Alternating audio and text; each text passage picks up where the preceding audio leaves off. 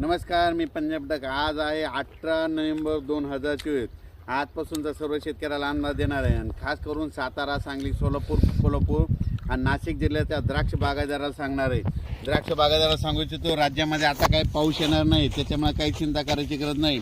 फक्त राज्यामध्ये मात्र आजपासून म्हणजे आज 18 तारीख आहे, थंडी खूप वाढत जाणार आहे, म्हणून हा अंदाज लक्षात घ्यायचा. राज्यातल्या म्हणजे द्राक्ष बागायतदाराला सांगतो की थंडी वाढणार आहे, म्हणून तुम्ही काय करा, या थंडीपासून तुमच्या द्राक्षाचं कसं नुकसान म्हणजे काय करावं लागते तुम्ही तुमचं तयारी करा. पण राज्यातल्या सर्व शेतकऱ्याला सांगू इच्छितो की गहू पेरण्यासाठी खूप पोषक वातावरण आहे, चणा पेरण्यासाठी देखील खूप पोषक वातावरण आहे, म्हणून हा अंदाज लक्षात घ्यायचा. आणि राज्यामध्ये सांगायचं झालं तर तुम्हाला एक सांगू इच्छितो, पूर्व विदर्भ, पश्चिम विदर्भ, दक्षिण महाराष्ट्र, उत्तर महाराष्ट्र, कोकणपट्टी, खानदेश जवळपास 28 तारखेपर्यंत पाऊस काय येणार नाही, थंडीत वाढत जाणार आहे, म्हणून हा अंदाज लक्षात घ्यायचा. आणि परत एक सांगतो, थंडीमध्ये येणारे पिकं कोणते, हे चणा, गहू, म्हणून हे पिकं जितकी थंडी जास्त येईल तितकं जोरात येतात, म्हणून हे लक्षात द्यायचं. पण राज्यात सांगायचं झालं तर तुम्हाला एक सांगतो, फक्त 29 तारखेच्या नंतर राज्यामध्ये तामिळनाडूकडे मात्र तामिळनाडू भागामध्ये थोडं वातावरण खराब होणार आहे, म्हणून ह्या अंदाज लक्षात घ्यायचा.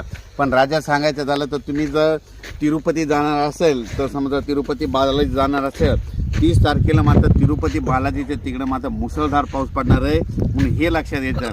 पण राज्यात आपल्या महाराष्ट्रात मात्र पाऊस पडणार नाही, म्हणून हा अंदाज लक्षात घ्यायचा.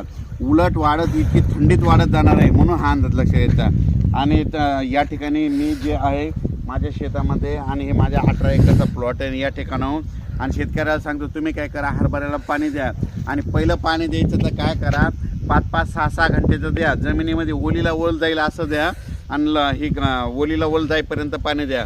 आणि पाणी देताना स्प्रिंकलरनं पाणी द्यावं लागतं, हे देखील सगळ्यांना लक्षात घ्यायचं. कारण की हरभऱ्याला मोकळं पाणी जमत नाही, मोकळं पाणी दिलं की मरतं, म्हणून हे लक्षात घ्यायचं. पण राज्यातल्या सर्व शेतकऱ्याला सांगू इच्छितो की ज्यांच्याकडे चणा पेरतात त्यांनी काय करायचं, स्प्रिंकलरनं पाणी द्यायचं, ओलीला ओल जाईपर्यंत द्यायचं. स्प्रिंकलरनं द्यायचं असलं तर 5 ते 7 घंटे द्या, पाणी असं साचल्यासारखं दिसलं की लगेच बंद करून टाकायचं, सोपं लक्षात द्यायचं.